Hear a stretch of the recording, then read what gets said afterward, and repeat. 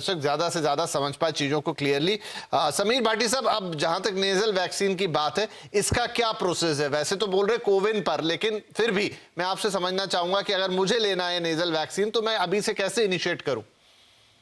बिल्कुल, बिल्कुल। देखिए अभी जिस तरह से हम नेज़ल को एक और एज़ अ बूस्टर शॉट की बात कर रहे हैं प्रिकॉशन डोज़ की, तो ये दोनों तरह से ही दी जाएगी एज़ अ प्रिकॉशन डोज़ या आपकी प्राइमरी डोज़ भी। जैसे लगभग 9% लोग हैं जिन्होंने तो वैक्सीन ही नहीं दिया, अपनी प्राइमरी वैक्सिनेशन का कोर्स ही नहीं किया, तो वो अपनी दोनों डोज़ के लिए जिस तरह से हम नॉर्मल कोर्स में करते हैं, उसी तरह से दोनों डोज़ होगी और इसका एक स्पेसिफिक इंटरवल होगा, वही 28 डेज़ का।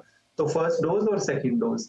तो एक तो वो वाला ग्रुप हो गया आपका जो जिनको सिरिंज वाला नीडल वाला फोबिया है उन लोगों का। और दूसरा जिस तरह से अभी हम हमारे पास भी काफी सारी इसी के लिए इंक्वायरीज आ रही है एज अ बूस्टर के लिए।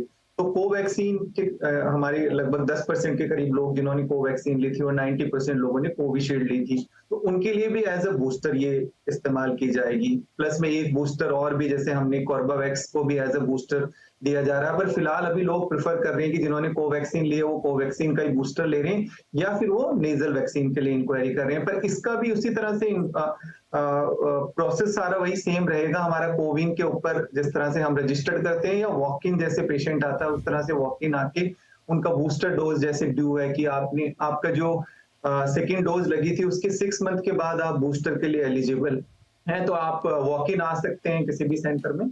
और जैसे ही अभी हमें ऑर्डर इसका आई थिंक जनवरी के सेकेंड वीक के अंदर हम इसका ऑर्डर प्लेस करेंगे और जनवरी के एंड तक ये फाइनली हम लोगों को अवेलेबल हो जाएगी।